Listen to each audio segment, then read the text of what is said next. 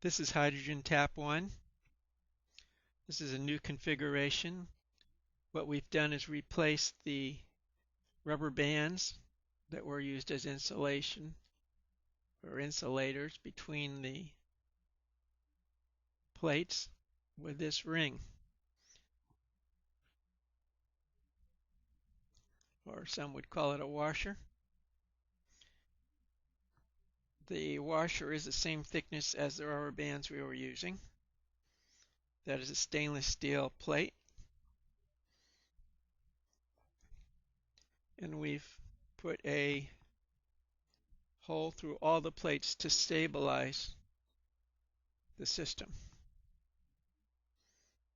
By tightening down on that, we have quite a stable cell.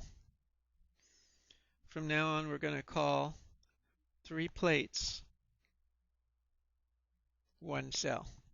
There's a picture of the second washer there between the first 2 plates. Our plates run alternate, positive, negative, positive.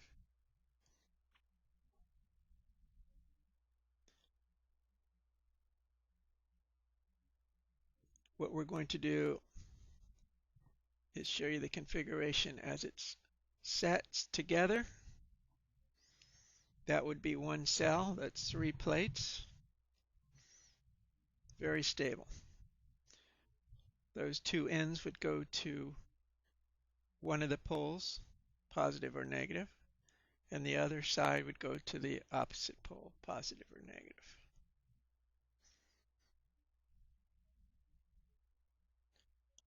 What we're going to show you in this test is the difference between running the cell on tap water and running the cell on tap water with an electrolyte. In both situations, we'll be using tap water. The difference being with the electrolyte, or in this case salt, the amperage goes considerably higher, which gives us much more hydrogen.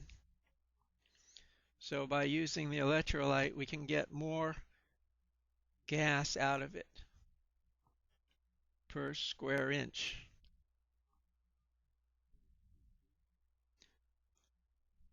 You can see the electrodes on there.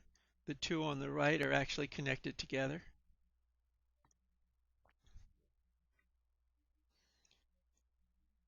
These are stainless steel plates. What we're doing is putting them in a tank for you, and we'll put water just above the plates. We're calling this one cell, 3 plates. This will be the beginning of our main unit by putting multiple cells together. Right now, what we're going to show you is the cell operating in plain tap water.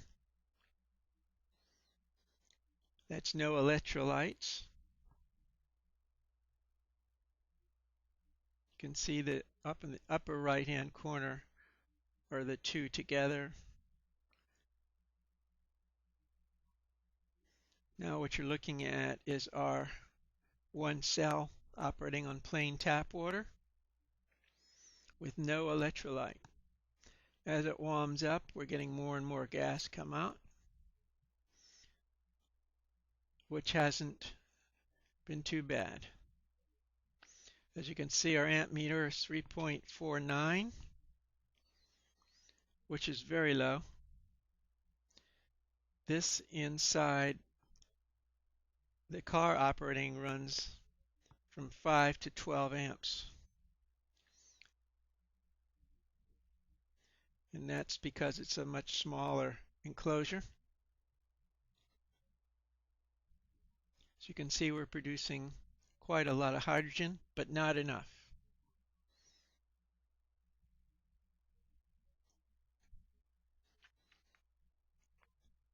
Just a moment, we'll turn it off, let it clear, and we'll put an electrolyte in it. You can see we're operating at 3.38 amps, 3 amps, 0.38. We'll turn that off and we'll put the electrolyte in. In this case, it will be salt, and you'll see the difference.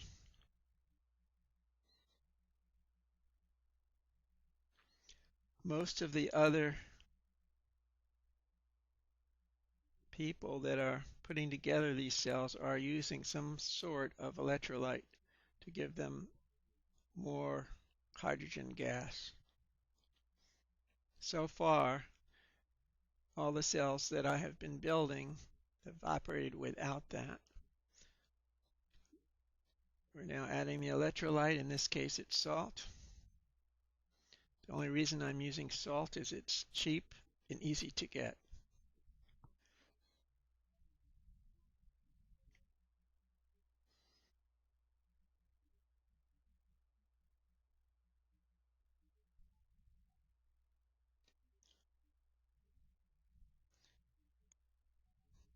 Now we'll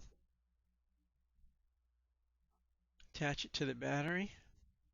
You're going to see a considerable difference. You can see the amount of hydrogen coming up.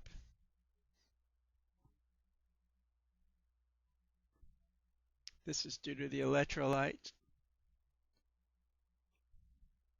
So we went from less than 4, I believe. That's 12 amps it's pulling right now at 12 volts.